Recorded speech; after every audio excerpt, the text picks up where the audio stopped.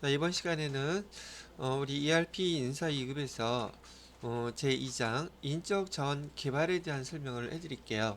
자, 1장에서는 지금 인적 자원에 관련된 인적 자원에 관련된 용어 설명했고, 직무라는 게 무엇인지를 설명했고, 그다음에 직무에 대해서 이제 확정이 되어 있으면 직원들을 갖다가 이제 채용, 확보하는 단계에 대한 설명들을 했어요. 자, 이렇게 모집 선발해서 인적 자원들이 인전 모집이 됐다고 하면 선발이 됐다면 다음에는 인적 자원을 개발해야 되는데 개별적인 인적 자원을 개발하는 항목도 있고요.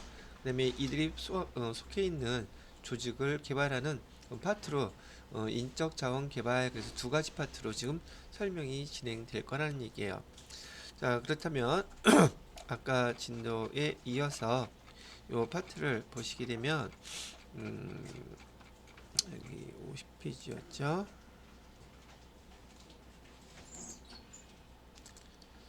자, 인적 자원 개발 이 파트에는 네 가지가 이제 설명이 될 거예요.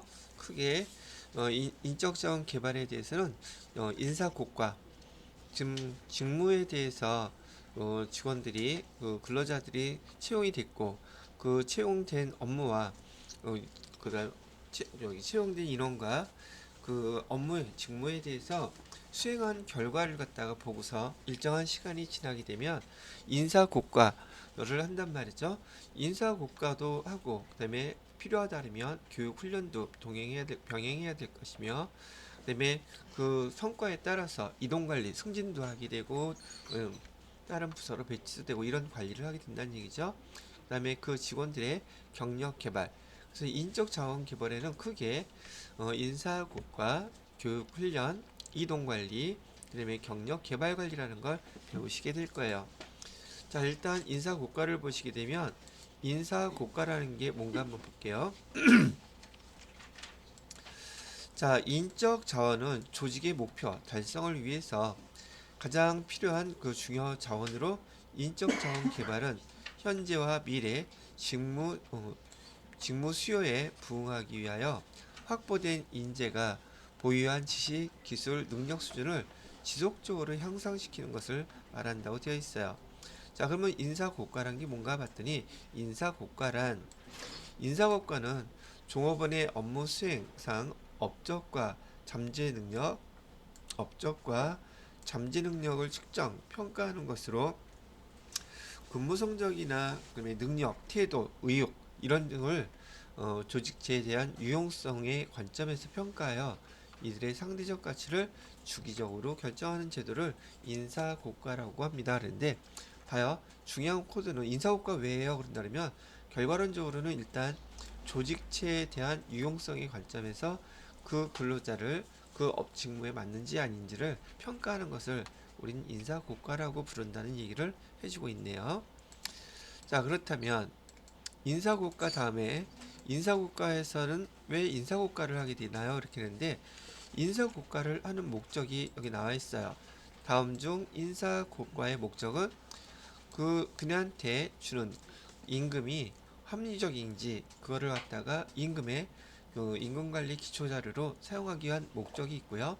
그다음에 고용 관리 합리화, 즉 선발하고 나서 승진도 하고 전직, 배치 등 인사 이동의 기초 자료로도 사용할 수 있대요. 평가하는 것이니까 일정한 기간 동안에 그 업무를 수행한 결과에 대해서 이렇게 평가를 해놓고 그거를 이런 것에 활용을 한단 말이죠. 그 자료를. 그다음에 인사고과 좋다면 동기부여의 향상이 될 것이고요. 그다음에 훈련 개발할 때 이 평가한 기준을 기본으로 해서 어떤 훈련을 갖다 더 해야 될지 미래에 주어질 업무에 대해서 직무에 대해서 그걸 수행하려면 또 어떤 게 필요한지 현재 수행하는 직무에 대해서 더 향상시키려면 어떤 게 필요한지 이런 인사고과의 결과로 이런 훈련 개발 기준도 삼을 수 있다는 얘기죠. 경영자의 관리 능력 향상 여부 판단 기초 자료도 되고 조직과 직무를 계산할 때도 이 인사고과 자료가 사용된다고 합니다. 그럼 이런 항목들은 기본적으로 인사고과의 목적에 해당되는 것인지 아닌지 이런 걸 물어볼 수 있는 문제들로 출제가 될 수 있다는 얘기죠. 자, 그 다음에 인사고과의 기본 원칙. 그 인사고과는 그 직원을 평가하는 것들인데 어떤 원칙에 의해서 실시 평가하는 것이 기본 원칙일까를 보니까 자 인사고과를 할 때는 반드시 직무 기준으로 인사고과를 하세요. 인간성이라든지 이런 걸 보는 게 아니란 얘기예요. 직무 기준의 원칙. 그다음에 그 고과를 받는 사람이 왜 내가 이런 성적이 나왔는지, 인사고과에서 왜 이렇게 결과가 나왔는지, 평가가 됐는지에 대해서 고과자가 이해할 수 있어야 된다는 원칙이에요. 그다음에 추측 배제, 그다음에 불소급의 원칙. 추측 배제나 결과를 봐야지 얘는 이렇게 했을 거야 라고 하는 그런 추측으로 인사고과를 실시해서는 안 된다는 얘기고요. 그다음에 한 번 벌써 벌어진 일에 대해서 또 걔를 갖다가 소급해 가지고 그때 이랬잖아 이렇게 적용하면 안 된다는 얘기예요. 그다음에 뭐 당연한 거겠지만 객관성의 원칙도 있을 것이고요. 그다음에 고가 오차, 그다음에 오류 배제의 원칙, 이건 이제 설명 나올 거고요. 그다음에 공정성, 독립성, 수용성의 원칙, 이런 것들이 인사고과 할 때 기본적으로 지켜져야 될 원칙이고, 이런 원칙들을 갖다 또 물어보겠죠. 그죠? 다음 중 인사고과의 기본 원칙에 해당되는 거, 해당되지 않는 거를 갖다가 찾아야지 될 텐데, 기본적으로 여기 읽어만 봐도 이해가 될 것들은 굳이 구분할 필요는 없지만 요런 말들은 아직 모르겠으니까 이 저기 요 해당되는 말 뜻이 뭔지 용어들을 좀 알아두는 게 필요하겠죠. 그다음에 공정성, 당연히 독립성, 수용성 받아들일 수 있어야 된다는 얘기. 자, 그래서 인사고과의 기본 원칙에 대해서 또는 실시 원칙에 대해서 한번 정리된 거를 설명을 해드려 봤습니다. 자, 그 다음에 나와야 될 게,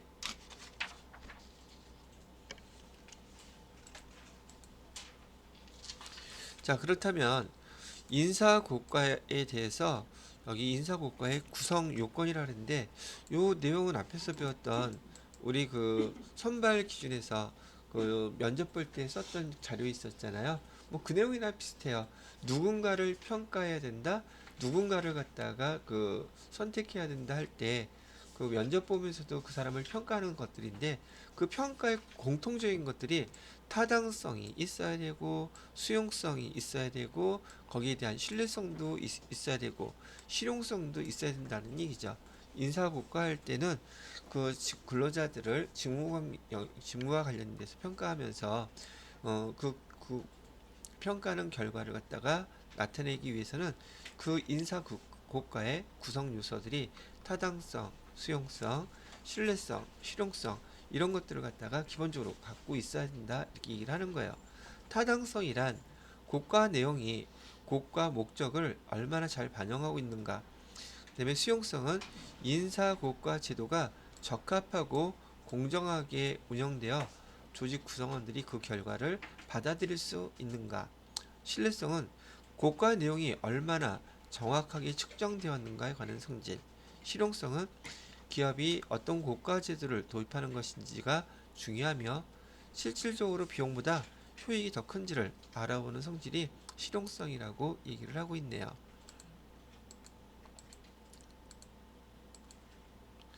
자, 근데 인사고과의 그다음에 요소는 뭐가 있나 봤더니 뭐 여러분이 상식적으로 알 수 있는 것들이겠죠. 자, 인사고과라고 얘기하는 것은 우선 그 회사에서 직무를 수행함에 있어서 근무 태도라는 것은 책임감, 적극성, 협조성, 규율성, 성실성, 근면성, 수능성 이런 것들을 갖다가 평가하는 것을 우리는 근무 태도를 평가합니다라고 얘기를 한다는 거예요. 두 번째, 근무 능력. 근무 능력이라는 것은 전문 지식 또는 관리 능력, 그다음에 지적 능력, 책임감 이런 것들은 근무 능력에 해당되는 얘기를 하고 있는 것이고요. 그다음에 세 번째는 업적 성과. 업적이나 성과에 대해서 업적이라는 것은 목표 달성을 했는지, 그다음에 업무 처리 내용은 어떠한지, 섭외 활동 실적이라든지 부하 육서가 아니라 육성이에요. 육성의 정도 등 이런 것들을 업적 성과라고 얘기하고, 그다음에 적성 성격이라고 얘기하는 것은 안정성이라든지 사교성, 결단력, 성취하여 이런 것들을 우리는 적성이라든지 성격이라든지 이런 걸로 구분을 하고 있으면서 인사고과할 때 근무 태도나 근무 능력, 그다음에 업적 성과, 적성 성격 이런 것들을 갖다가 다 평가에 반영을 해야 됩니다라고 얘기를 해주고 있는 거예요.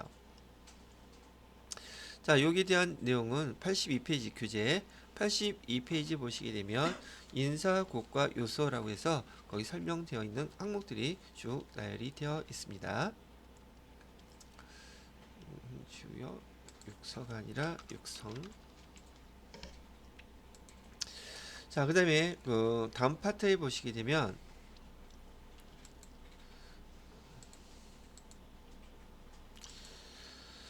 그런 요소를 가지고서 인사고과를 할 때 평가하는 방법이 나와 있어요. 방법은 크게 두 가지로 구분이 돼요. 여기 첫 번째 보시는 상대평가가 있고 그 다음에 절대평가라는 항목도 있네요. 상대평가 그 다음에 절대평가 우선 요것부터 한번 정리부터 해놓고선 설명을 해드리는 게 좀 편하겠다 싶으네요. 인사고과의 평가 방법에는 지금 여러분 교재에서는 총 5가지를 갖다가 5가지를 설명을 하고 있어요. 뭔가 봤더니 우선 인사평가의 방법 첫 번째 거는 지금 설명하려고 하는 상대 평가법이 있고요. 그 다음에 두 번째로는 절대 평가법이 있대요. 그 다음에 세 번째로는 하나하나 다 설명은 드릴 거예요. 목표에 따른 평가 방법이라고 구성되어 있으면서 이를 갖다 우리는 뭐라고도 부르냐면 목표 관리라고도 불러요. 영어로는 Management by Objective라고 그래서 여기 MBO라고도 약자로 쓰기도 한답니다. 그 다음에 네 번째로는 평가 센터에 의한 방법, 평가 센터, 평가 방법이라는 게 있고요. 그다음에 마지막 다섯 번째로는 평가 정보 출처에 따라서 다른 평가 방법 이렇게 5가지가 있다고 해요. 자, 순차적으로 제가 정리해 놓은 내용들을 갖다가 순서대로 한번 보도록 할게요. 첫 번째 상대적 평가 방법. 인사고과 할 때 상대적 평가 방법은 크게 서열법이라든지 쌍대 비교법이라든지 강제 할당법 이렇게 상대를 평가할 때 이 3가지 방법을 사용한다고 하네요. 서열법이라는 것은 근무 성적이나 근무 능력에 대해서 서열을 매기는 방법으로 쉽게 활용이 가능하다고 하네요. 그러면 인사고과 할 때 근무 성적, 근무 능력을 서열을 매겨서 평가하는 방법을 서열법이라고 부르고 쌍대 비교법이라고 얘기하는 것은 구성원들 중에서 2명씩 골라서 계속 비교하는 방법으로 비교의 빈도가 매우 높으나 서열 정리가 편리합니다 라고 얘기하는데 이건 어떤 말이냐면 이런 말이에요. 직원 중에서 뭐 토너먼트라고 보통 많이 얘기하는 토너먼트 방식이라고 그러는데 이런 식으로요. 2명 중에 A, B 누가 더 낫지? 그래서 만약에 A가 더 낫다. 그러면 이 사람이 하나 올라가죠. 그 다음에 두 번째로는 이 사람하고 또 다른 사람하고 견주어서 이 사람하고는 어떤 사람이 낫지? 이렇게 평가하면 이 사람이 낫다 그러면 이 사람 탈락. 그다음 이 사람 이런 식으로 둘 비교하면서 계속 그 토너먼트식으로 올라가는 방식을 쌍대 비교법이라고 보시면 된다는 얘기예요. 그다음에 강제할당법. 이런 토너먼트가 원래 이렇게 돼 있잖아요. 경기할 때 하나, 둘, 셋, 넷, 다섯, 여섯, 일곱, 여덟 이렇게 잇따르면 얘를 갖다가 이렇게 해서 한 사람이 결정되면 이 사람 또 여기에서도 요 둘 중에서 한 사람 결정되면 이 사람 여기서 결정된 사람 이 사람 여기서 결정된 사람 이 사람 자 이렇게 승자승 이렇게 원칙으로 올라와서 이렇게 되었다면 또 여기서 요 사람을 갖다가 비교하겠죠. 요 사람하고 비교해서 이 사람 맨 마지막으로 이렇게 비교해서 이 사람이 됐다면 이 사람이 된다. 이런 식으로 하는 것이 쌍대 비교법이라고 기억하시면 될 것 같아요.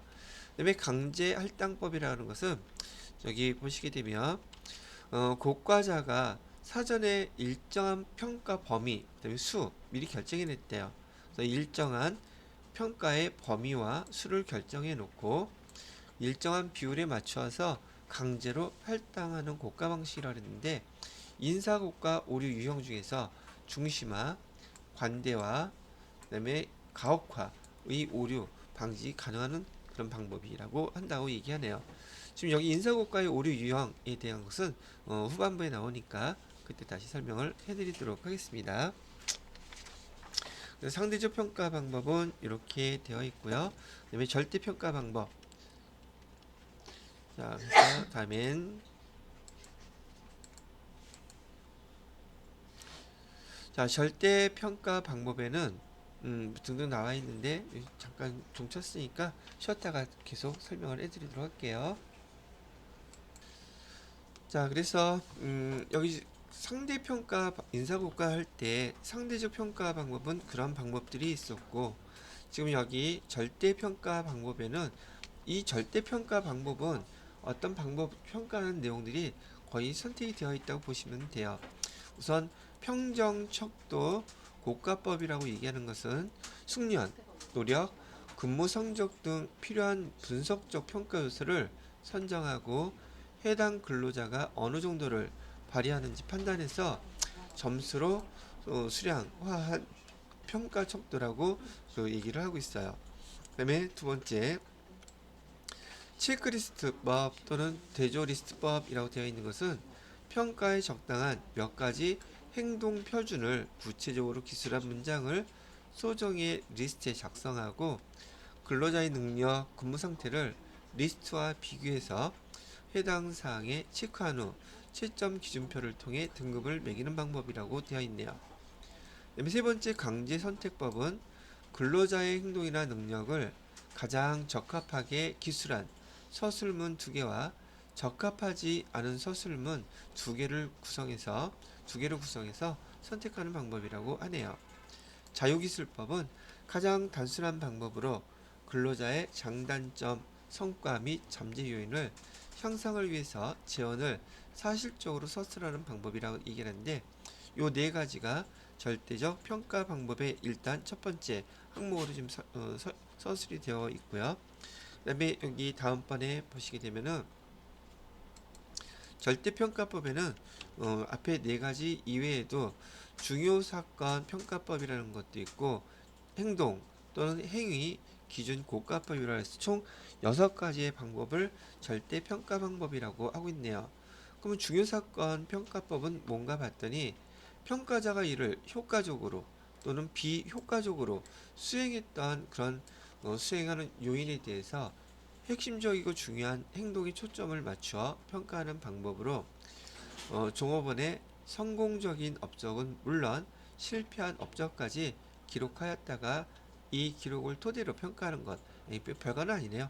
중요 사건이 있는데 잘한 걸 수도 있고 못한 걸 수도 있고 있는 그대로를 잘 기록해 놨다가 이것으로 평가한다는 뜻이래요. 마지막으로 행동, 행위 기준 고가법이라고 얘기하는 것은 피평가자의 실제 행동을 관찰하여 평가하며 중요사건 평가법을 기초로 하여 더 정교하게 중요사건 평가법을 갖다가 더 정교하게 계량화시켜서 발전시킨 범위라고 하네요. 관리자가 실제로 효과적이거나 비효과적인 사건들에 대해서 기술하고 이를 5점에서 10점 범위로 나눈 척도에 따라 평가하는 방법을 행동 또는 행위 기준 고가법이라고 부르고 중요사건 평가법을 보다 더 정교하게 계량화해서 만들어 놓은 방법이라고 이해하시면 될 것 같습니다. 자, 그 다음에 인사고과는 세 번째 방법은 무엇이나 봤더니 지금 아까 제가 잠깐 정리해드렸던 여기에 목표에 따른 평가 방법, 그래서 얘를 목표관리 MBO라고 부른대요. MBO는 Management by Objectives라고 해서 목표관리라고 우리가 흔히 부르는 것들이랍니다. 회사에서 보통 많이 이 방법을 쓰기도 합니다. 자, 이 목표에 따른 목표 관리는 뭔가? 성과 목표와 평가 기준이 명확하대요. 평가자와 피평가자의 참여를 최대화하여 어, 인사고과의 효과를 높이는 방식이라고 하는데 제가 직장 다닐 때 사용했던 방법이 이거였었어요. 저희 회사 내에서. 그래서 어떤 목표를 연간 목표의 대부분은 1년 동안에 달성해야 될 목표를 연초에 상사와 상의를 해서 설정한 다음에 1년이 지난 시점에서 그 목표로 했던 것들이 얼마만큼이 이루어졌고 그에 따라서 평가, 인사고과의 점수가 이렇게 나왔다는 걸 서로 최대 대화하면서 그걸 어, 받아 수긍하면 오케이 하면 그걸 확정되는 그런 평가 방식이었었는데 여하튼 간에 여기 첫 번째 보면은 상사와 부하가 공동으로 목표를 설정하고 달성된 성과를 공동으로 토의함으로써 개인과 조직의 목표를 통합하고 개인의 동기부여와 능력 개발을 증진시키는 방법. 예, 잘 되더라고요. 근데 스트레스는 엄청 받아요. 왜? 안 됐으면 뭐라고 얘기하겠죠. 근데 이걸 근간으로 해서 승진도 그다음에 보너스도 결정이 되거든요. 그러니까 신경을 많이 써야 되겠죠. 두 번째, 종업원은 의사결정에 참여할 기회와 상사는 직원의 지원할 기회를 갖게 된다. 그렇게 되죠. 세 번째, 근로자는 동기부여와 자기 개발을 자기 개발의 기회를 얻을 수 있으나 근로자의 신뢰가 없는 환경에서는 효과적인 방법이라 할 수 없다. 얘기를 하는데 만약에 상사가 나는 잘했다고 평가했어. 잘했다고 생각하는데 못했대. 그럼 바락바락 되더라 그냥? 그럴 수는 없잖아. 그죠? 근데 좀 여기서 말했던 것처럼 이런 뭐 목표 관리는 이 근로자의 신뢰성이 되게 중요해요. 근로자가 그 경영자, 경영 환경, 회사의 그런 평가 방식에 신뢰성을 가졌을 때 얘가 의미가 있게 작용을 하더라는 얘기를 해드리는 거예요. 자, 그 다음에 네 번째 방법은 또 뭔가 봤더니 이건 뭐죠? 평가센터 방법이래요. 평가센터 방법은 뭐냐면 비슷한 조직 계층 동기들이라고 생각하시면 될 것 같아요. 여러분들이 그 비슷한 레벨에 있는 그뭐 직위 16명에서 12명 정도 평가 대상자들을 평가센터 보통 여기는 제가 경험했던 것은 대부분 연수원을 많이 사용해요. 연수원. 그 회사 자체 연수원을 갖고 있는 회사는 되게 큰 회사겠죠. 그래서 대부분은 이렇게 연수원을 별도로 갖고 있는 회사가 아닐 경우 일정 연수원을 갖다가 장소를 빌려요. 그래서 빌려가지고 이러한 평가센터에다가 한 3일 정도, 2, 3일 정도, 일주일 정도 합숙 훈련하면서 관찰, 평가하는 방법을 평가센터 평가 방법이라 그러는데 우리한테는 그냥 익숙한 게 연수원이에요. 그래서 회사들에서 그뭐 등등 그 부서가 됐던 아니면 그 직급들 비슷한 사람들이 됐던 단체로 참여해서 평가하는 방법을 얘기를 한다는 얘기예요. 자, 특징을 보게 되면 비슷한 조직에 있는 근로자를 평가센터에 합숙시켜 개별 면접도 하고 심리 검사도 하고 사례 연구도 하고 등등 하면서 참가자들을 관찰하는 거예요. 그다음에 관리자로서의 리더십에 대한 잠재 능력도 파악하고 그 리더십과 그 능력의 장단점에 대한 충분한 정보를 제공한다는 점에서 관리자 및 신입 직원 선발에도 활용되고 있다는데 돈이 좀 많이 들 뿐이지 좋아요.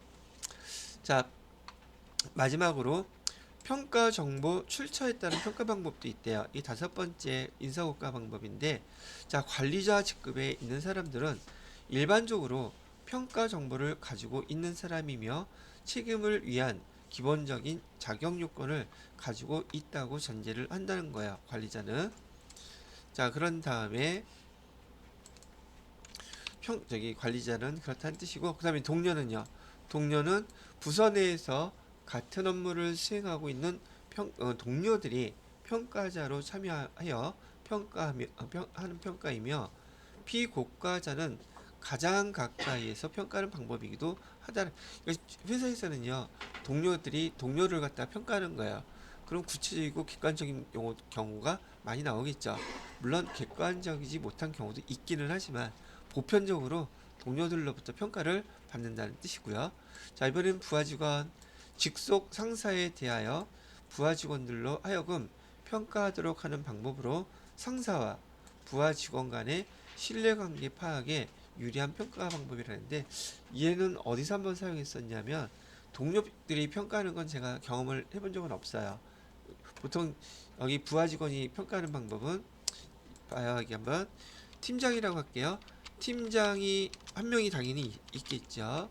네, 그 팀원, 부서 직원들이 팀원이 10명이 있다고 가정을 해요. 이 팀장은 아까 그 관리자라고 그랬었잖아요. 관리자가 10명의 팀원들을 평가할 수 있겠죠. 그죠? 그래서 이거를 갖다가 보편적으로는 팀장 한 명이 팀원, 자기네 소속의 팀원 10명에 대해서 이렇게 평가를 할 수 있고요. 또 반대로 팀원 10명이 자기네 팀장을 평가할 수도 있어요. 이걸 갖다가 다른 용어로 이렇게 됐어요. 360도 피드백이라고요. 360도라는 것은 한 바퀴 삥 도는 거죠. 즉, 상하 서로 평가하는 거예요. 이게 상당히 좋은 것도 있더라고요. 대부분의 회사에서는 관리자가 팀원들만 평가하는 거잖아요. 그러니까 마음대로 평가할 수도 있는 단점도 있을 수 있지만, 이 팀장이 그 팀에서 합리적이고 이성적이지 않다면 팀원들로부터 피드백이 안 좋게 나오겠죠. 그럼 이 사람이 교체돼요. 실제로. 그래서 이 방법은 아주 좋은 방법 중에 하나예요. 여하튼 간에 그래서 여기 아까 관리자, 동료, 부하 직원 이런 평가 정보의 출처에 따라서도 평가를 진행할 수 있고, 본인이 자기 평가할 수도 있겠죠. 그 다음에 고객이 평가하는 방법도 많이 사용이 돼요. 그래서 여러분들 가정에서 여기 가전제품이라든지 무슨 서비스 받고 나면 회사에서 저기 평가해달라고 문자 같은 거 날라오죠. 이런 방법인 거예요. 그래서 여러분들한테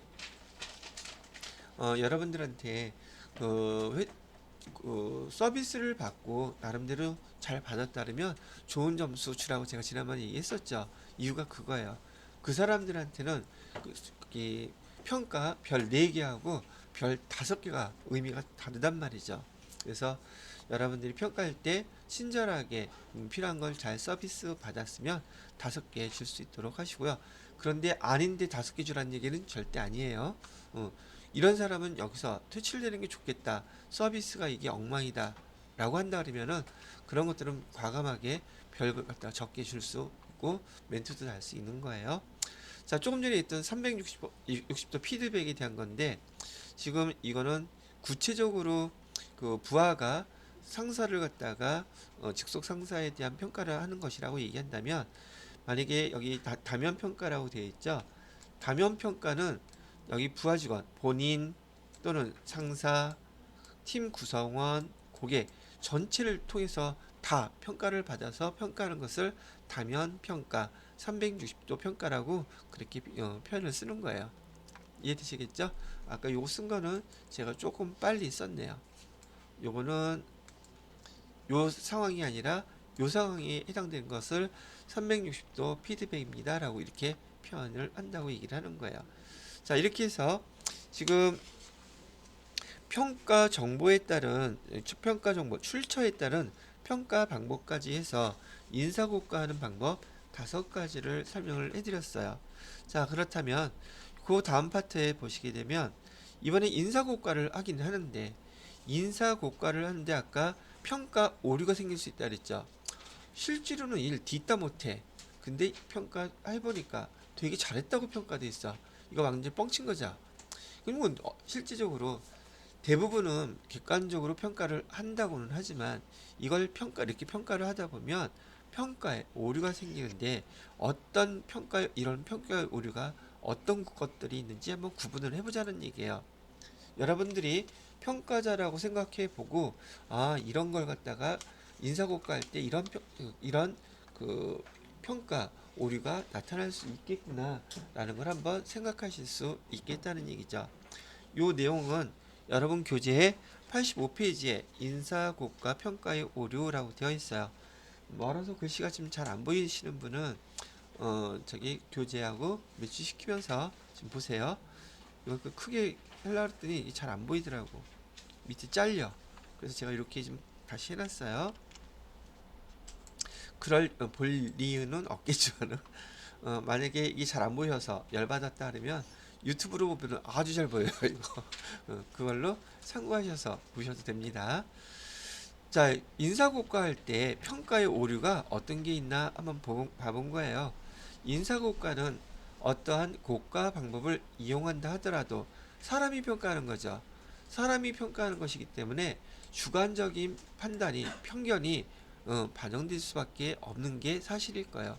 인간 자체가 불완전하기 때문에 그런 것도 당연히 감수는 해야 된다는 얘기가 되겠죠. 자, 용어들 한번 여기서 구분을 잘 하세요. 현혹 효과, 현혹 효과 또는 후광 효과라고 부르는데 하나의 평가 요소에 대한 호의적인 또는 비호의적인 인상이 다른 모든 평가 요소에 대해서 동일하게 평가하려는 경향이 나타나는 것. 이걸 뭐라고 부른다? 얘기를 현혹 효과 또 후광 효과라고 얘기를 하는데 이게 좀 와닿을지 모르겠는데요. 보편적으로 학교에서 선생님이 학생들을 평가할 때 그 생활 기록부에 기록하는 것들 있죠.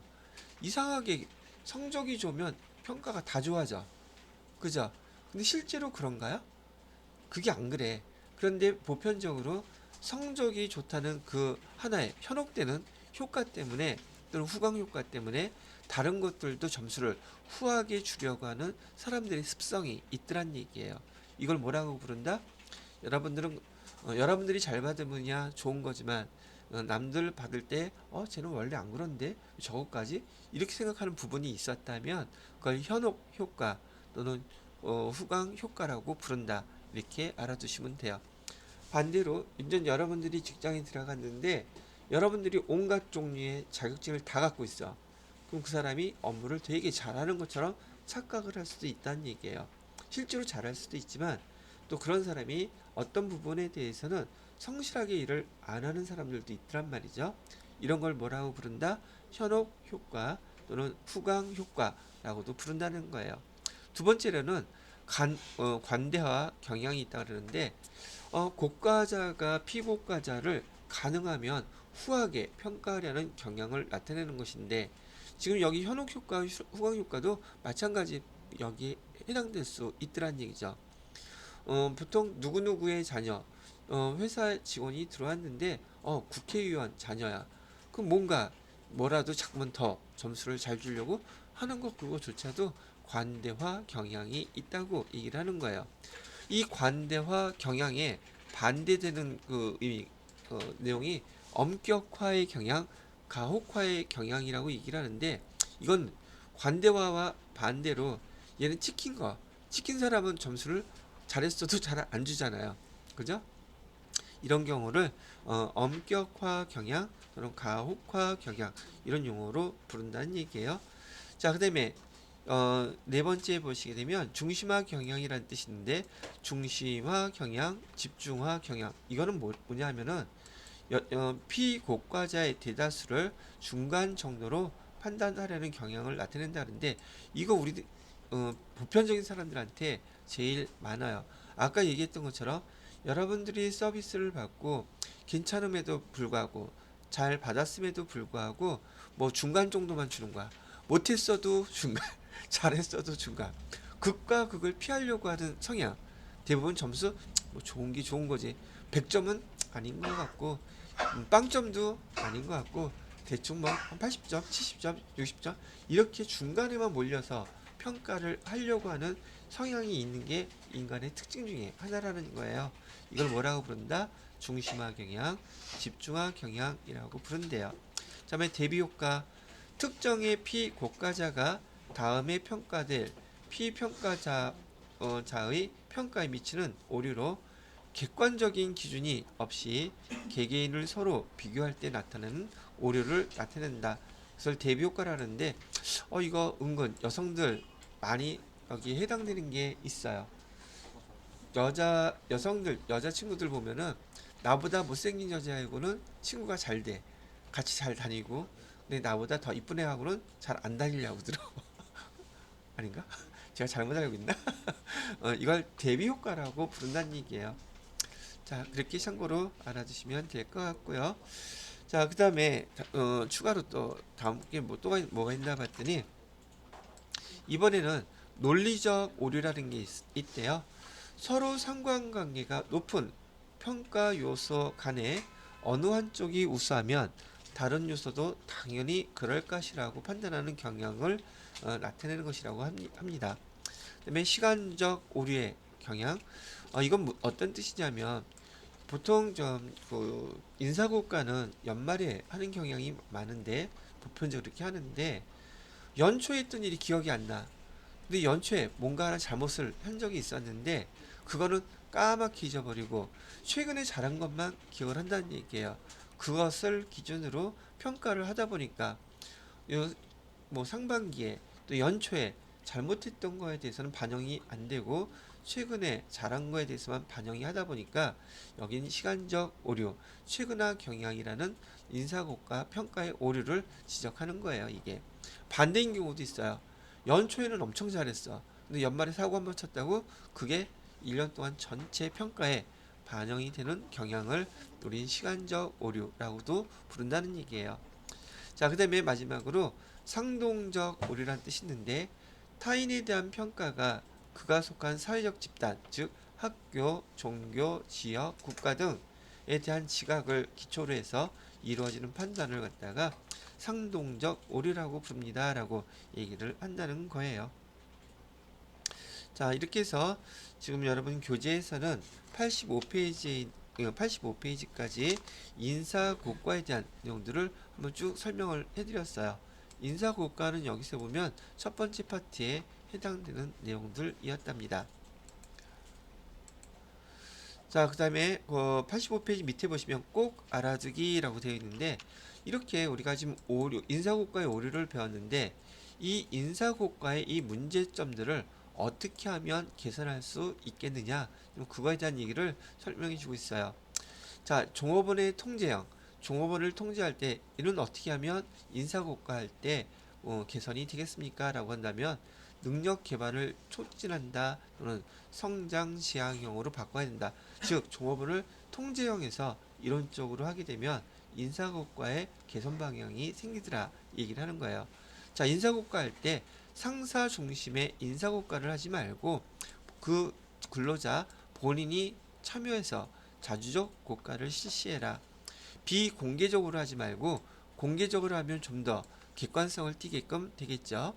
그다음에 인물 중시가 아니라 업무 능력과 업적을 중심으로 해서 인사고과를 하게 되면 개선이 됩니다라고 얘기를 하는 것이고요. 다목적 만능형 모든 그 업무 성과에 대해서 다목적으로 만능형으로 다 잘해야지 주는 게 아니라 그 사람의 목적별 용도별로 그 업무를 갖다가 잘 수행했다면 거기에 따라서 인사고과를 해야지 뭐든지 다 잘해야지 인사고과를 잘해주는 거는 지금 예전의 방식이다 이렇게 얘기를 하는 거예요. 포괄적이고 획일적으로 하지 말고 똑같이 계층별로 요소별로 구분해서 인사고과를 하세요. 그런 얘기를 하는 것이고요. 또 추상적으로 하는 거 많죠. 추상적으로 하지 말고 왜 그게 그 사람이 잘했는지 구체적으로 그 예를 들 수 있는 그런 항목들을 갖다가 선정하시라는 얘기고요. 선의 인사고과, 단수 인사고과 이런 거 하지 말고 여러 사람이 또 여러 상황에 따라서 복수고과를 하게 되면 객관성이라든지 인사고과의 문제점들이 개선이 될 수 있습니다라는 것을 정리해 놓은 거예요.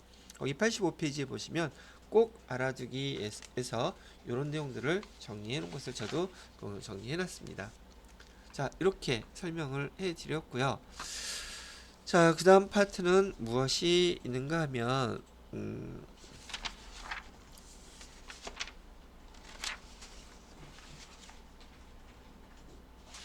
여기 교육관리까지만 해야 되겠네요.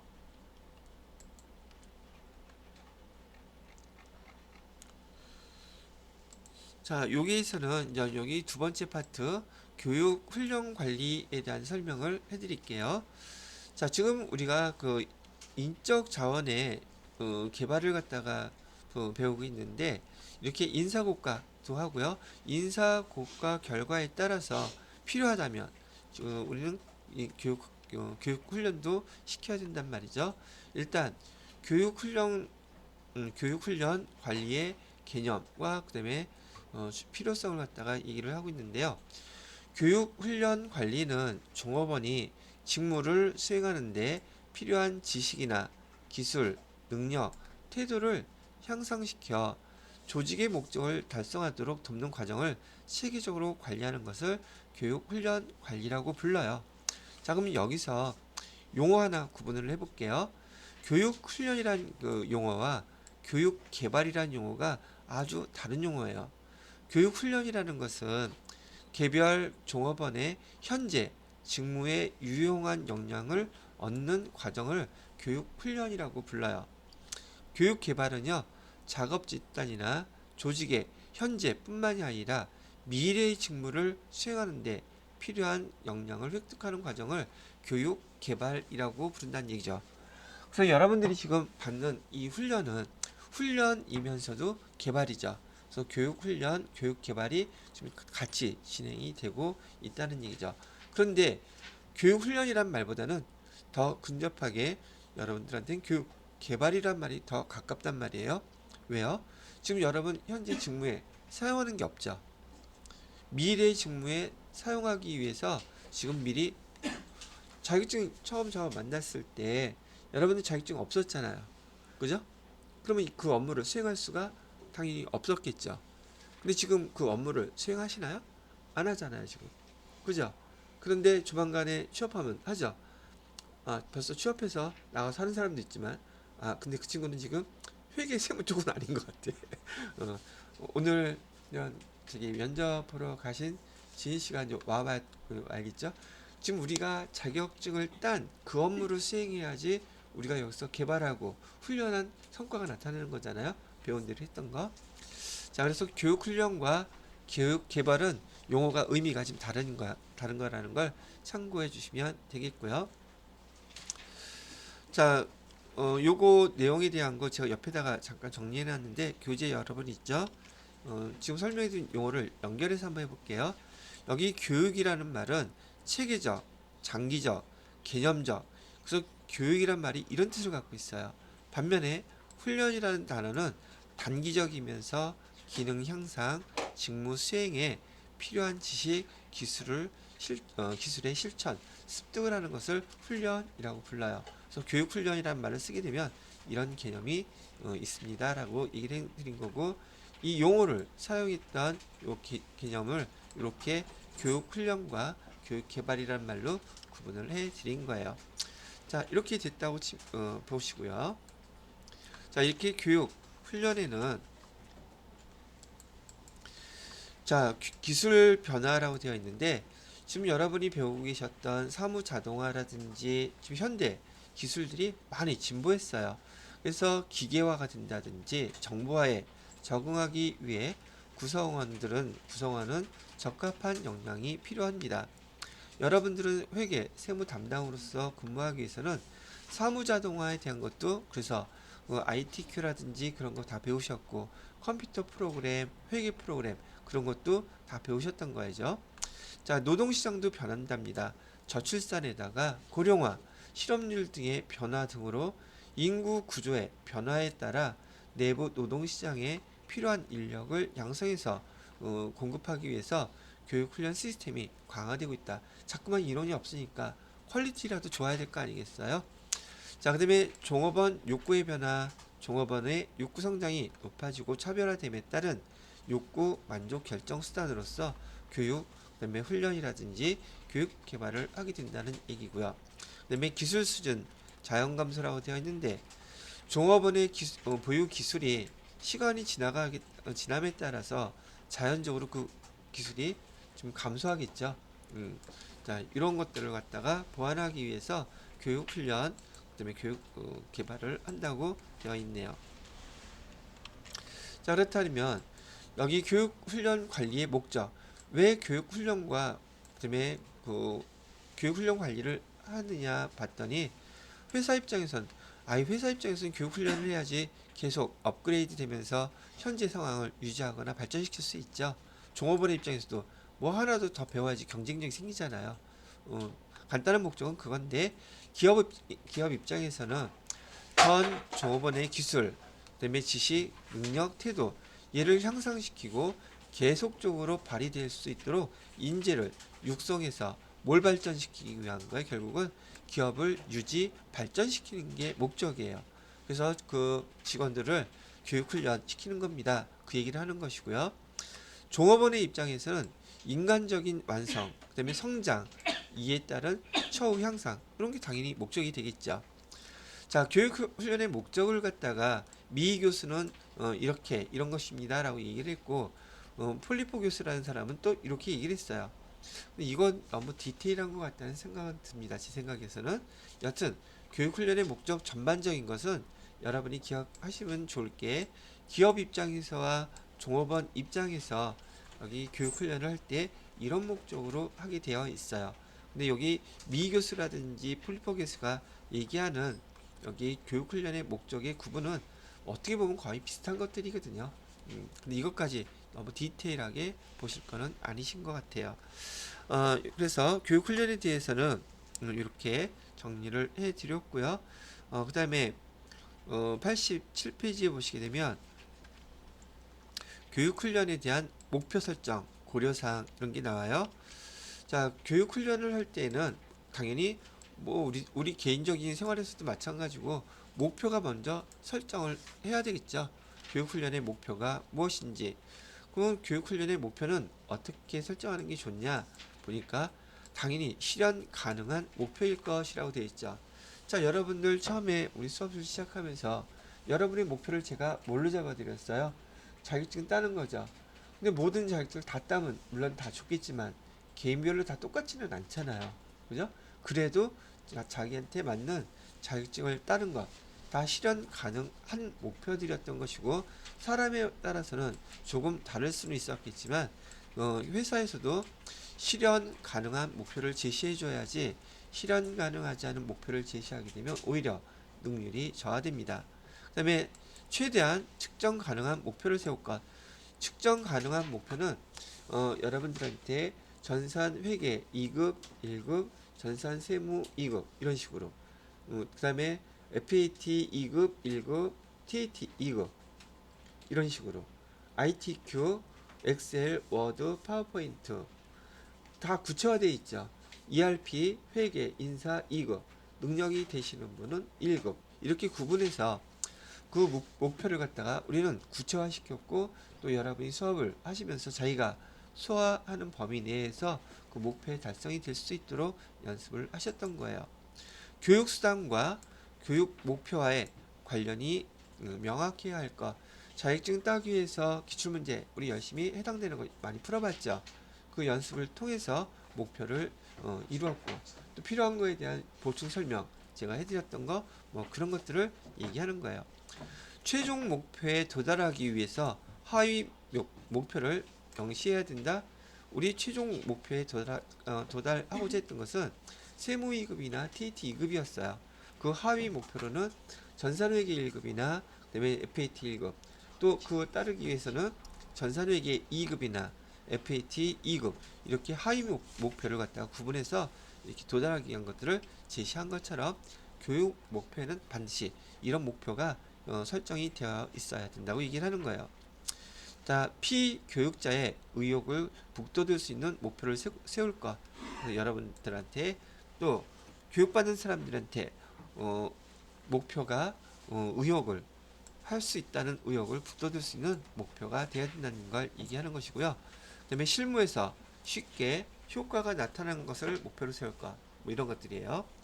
자, 교육 훈련의 계획과 실행. 교육 훈련의 계획과 실행은 자, 우선 무엇이 필요한지를 먼저 본다는 얘기고 여기는 실행 과정에 대한 것이거든요.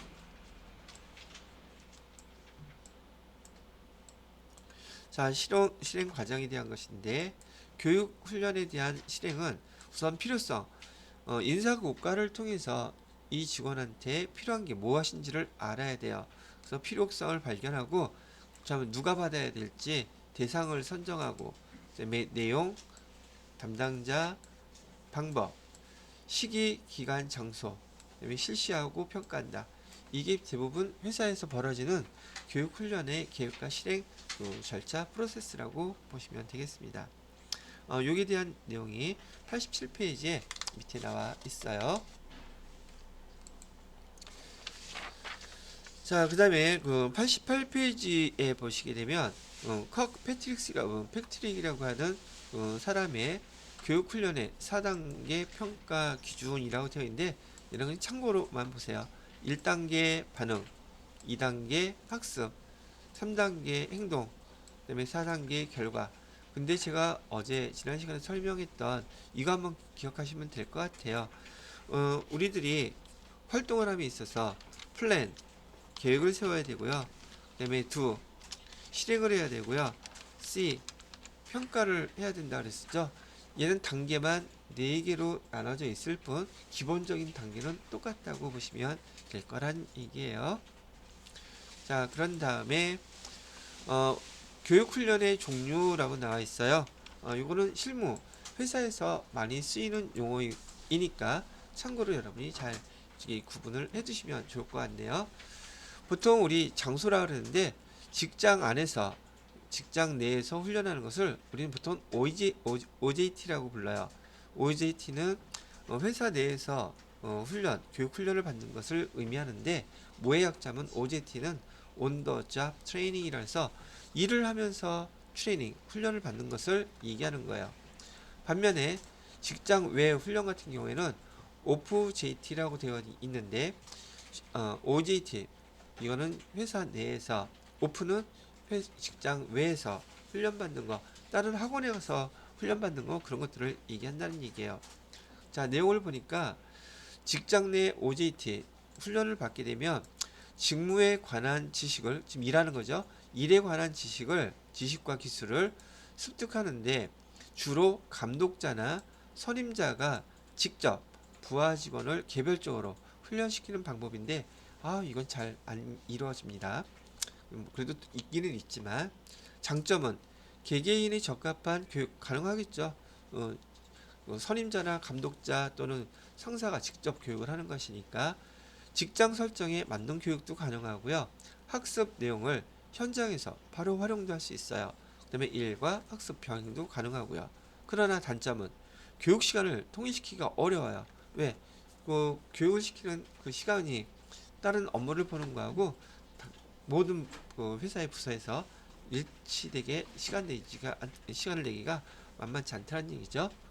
작업 수행에 지장 초래 가능성이 높다. 교육하느냐고 작업 수행하는데 업무의 지장이 초래가 되더란 얘기죠. 교육 내용과 수준이 통일이 어렵습니다. 교육 내용도 그렇고 배우는 사람이 다 그 레벨이 다르기 때문에 통일하기도 어렵고요. 기업 내 외부 환경에 영향을 많이 받게 된다. 행사 있으면 못하게 돼요. 이런 것들.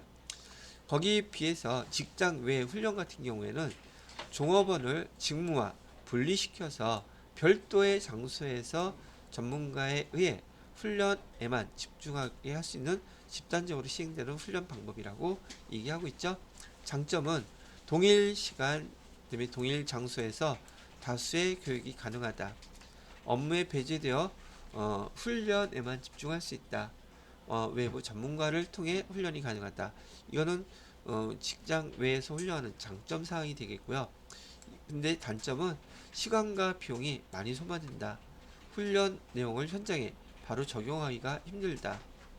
교육생들의 능력 차이를 고려하기도 힘들다. 미차하며 인원의 부담이 증가된다.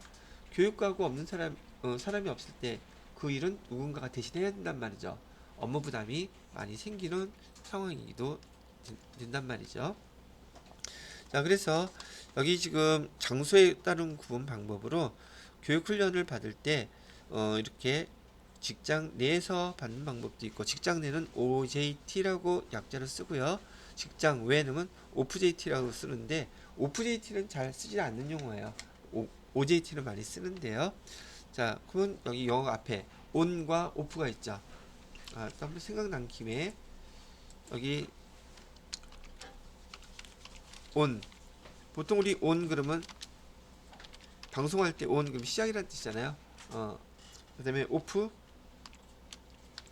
꺼졌다는 얘기죠. 실내냐 실외냐 이렇게 구분하는 거예요. 온 그러면은 어디에서 온 저기 사내에서 직장 내에서 오픈은 직장 외에서 이렇게 구분을 하시면 될 것 같으네요. 자, 이번에는 교육 훈련을 할 때 대상에 의한 분류라고 얘기를 했는데 교육 훈련을 갖다 누구 할까요? 크게 보시게 되면 신입 아니면 현재 재직자들 이렇게 구분을 할 수 있대요. 신입자는 입직훈련, 다른 말로는 오리엔테이션이라는데 입직훈련이란 말은 제가 이거 어디서 많이 들어봤냐면 신문 기자들 있죠. 신문 기자들이 그 오리엔테이션 하면서 처음 훈련 받는 걸 입직이라는 말을 그때 많이 좀 쓰더라고요. 그때 한번 써봤고 오리엔테이션이라고 보고요. 그다음에 멘토링 시스템 이것도 많이 쓰는 용어죠. 멘토링. 보통 멘토 시스템이라든지 멘토링 시스템이라든지 오리엔테이션이라든지 다 신입에 관련된 신입자들의 훈련에 관련된 용어들이었고요. 재직자들은 일반 종업원이나 감독자들에 대해서 훈련하는 것을 우리는 대상에 따른 분류라고 이렇게 구분을 해서 나누어 놓았다는 얘기예요. 여기에 대한 내용은 여러분 교재의 89페이지에 설명이 되어 있습니다. 자, 이번에는 대상에 따른 분류 또 똑같이 현직자에 대해서는 현직자는 관리자도 있고요. 또 경영자도 있대요. 그래서 여기서 교육하는 내용에 대한 것들은 옆에서 한번 읽어보셔도 충분히 가능하지 않을까 싶으네요. 자, 이번에는 교육 훈련의 종류라고 되어 있어요. 자, 뭐 교육 훈련 받는 거 제일 흔한 게 강의식이죠. 그다음에 시청각으로 보는 방법도 있어요. 사례 연구 방법도 있고요. 역할 연기법도 있대요. 코칭, 비즈니스 게임식으로 하는 방법도 있고요. 브레인스토밍도 있다고 얘기를 하네요. 이런 항목들은 뭐 특별한 것들은 아니기 때문에 여러분들이 교육훈련의 방법 옆에서 한번 쭉 읽어보시게 되면 뭐 다 많이 들었던 일상생활하면서 흔히 들을 수 있었던 내용들이고 TV에서 나왔던 내용들인지라 구분하기에는 그렇게 어렵지 않으실 거라고 생각이 드네요.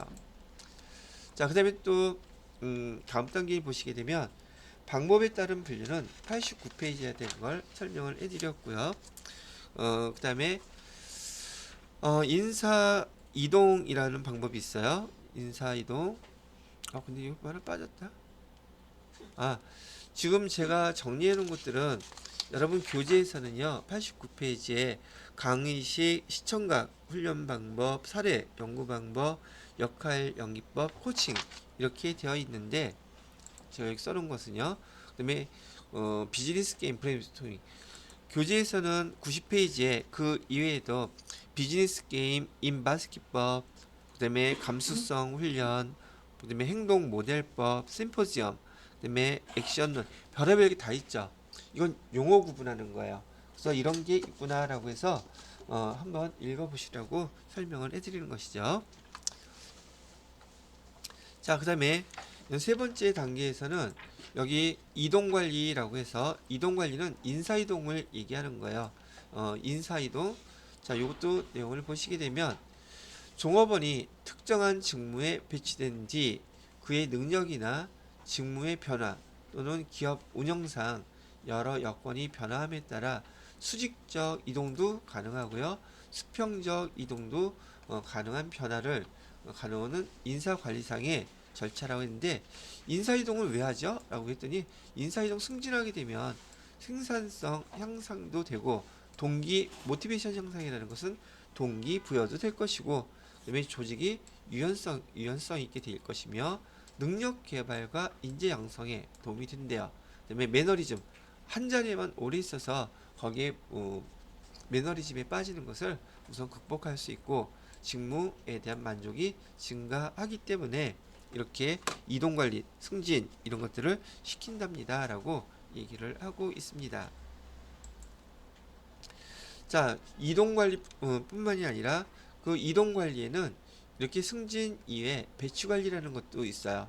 배치관리라는 것은 배치라는 말 뜻은 선발된 사람들을 특정 직무에 할당하는 것을 말하는데 유능한 종업원을 선발했다 하더라도 배치가 잘못되면 기대하는 직무 성과를 얻을 수가 없습니다. 합리적인 적정 배치를 위해서는 직무 요건과 인적 요건을 명확하게 결정하여 두 요건이 합치되도록 배치한다. 이게 기본적인 뜻이겠죠. 의미고. 그 다음에 배치는 배치인데 전환 배치라고 하는 것은 일반적으로 종업원을 고용하고 특정 직무에 배치하여 일정 기간이 경과한 후에 종업원의 능력 신장이나 직무 변화에 따른 수평적 재배치를 말한다. 전환 배치는 상하가 수직이 아니라 수평적으로 업무를 갖다가 그 사람의 성격에 맞게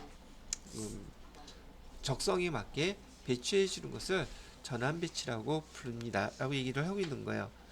전환 배치의 목적이 보면은 얘도 마찬가지로 인적 효율적으로 활용하기 위한 것이죠. 자기 발전의 기회도 제공하고 직무 충실하는 지난 시간에 배웠죠. 자기 책임 하에서 업무를 수행하고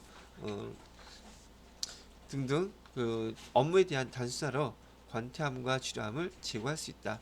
또 전환 배치를 하게 되면 후계자 양성도 할 수 있고 동기부여도 향상이 되게 되더라 라고 설명을 하고 있습니다. 자, 여기에 대한 항목이 91페이지까지 제가 정리를 해드렸고요. 여기 끝나려면 시간이 꽤 걸리겠네. 여기까지는 끝내야 되겠는데,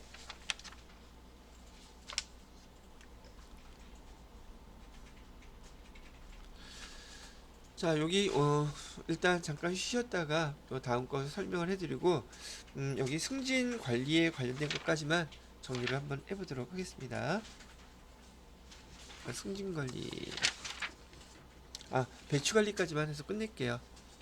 전환 배치의 원칙까지만 해서요. 네, 잠깐 쉬시죠.